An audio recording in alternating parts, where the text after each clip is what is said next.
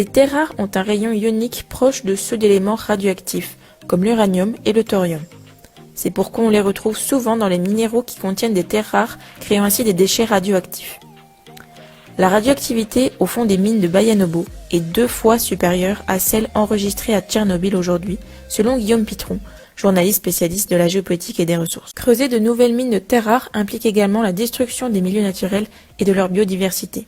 Voyez-vous, creuser dans le sol et y déverser des produits chimiques entraîne la dégradation de la qualité de l'eau et des nappes phréatiques. Ces pollutions peuvent parfois être problématiques pour les ouvriers qui ne disposent pas d'équipements adaptés. Les habitants, eux, voient alors leur état de santé décliner. En plus des vapeurs de solvants, notamment d'acide sulfurique, les villageois respirent les poussières de charbon que l'on peut voir voler entre les maisons du village de Chingwan-Sankun, village avoisinant les usines de Baotou. En une dizaine d'années, le village est passé de 2000 à 300 habitants et le taux de cancer a bondi de manière extraordinaire. Ces extractions ont ainsi provoqué une hausse de maladies et de cancers considérable chez les riverains. Écoutons ce qu'affirme He Gichong, un habitant de Chingwan-Sankun. J'ai mal aux jambes comme beaucoup de personnes dans le village. Il y a beaucoup de diabète, d'ostéoporose, de problèmes pulmonaires. Aucune famille n'est épargnée par les maladies.